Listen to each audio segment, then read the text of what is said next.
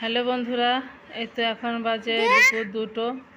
তো বাচ্চাদের চিল্লাচিল্লিতে বুঝতে পারলাম যে হয়তো বা বাসার ছাদে হনুমান এসে বসেছে।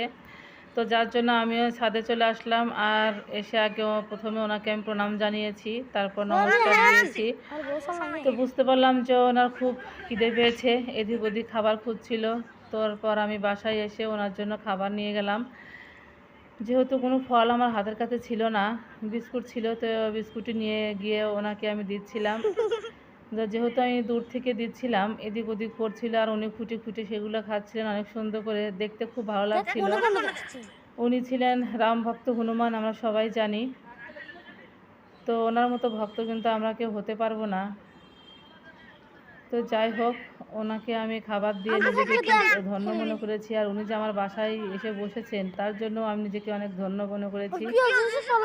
তো তারপর উনি বসে বসে খাচ্ছিলেন আর আমি সেগুলো দেখছিলাম। শুধু আমি নয়, অনেকেই ছিলেন, আর এই পাশে ও পাশের ছাদের অনেক মেয়ে বউ এসে তাকে দেখছিল। তো সবাইকে দেখে উনি লজ্জা হয়ে একটু ঘুরেও বসেছিল, সবাই খাবার দেখছিল তার।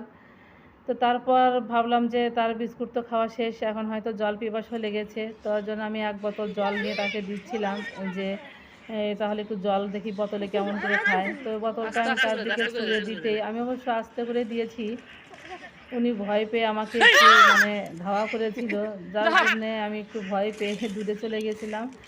তো কোনো ক্ষতি কিন্তু উনি করেননি, একটু ভয় পেয়েছিলাম।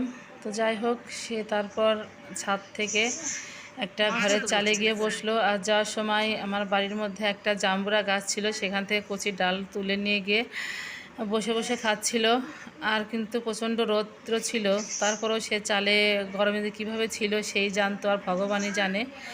তো যাই হোক বন্ধুরা, অনেক ভালো লাগলো, আর এমন একটা সময় যে তোমাদের শেয়ার করবো না সেটা কি হয় কখনো। তো যার জন্য আজকের মতো এখানেই বিদায় নিচ্ছি। ভিডিওটা ভালো লাগলে লাইক, কমেন্ট ও সাবস্ক্রাইব করতে ভুলো না।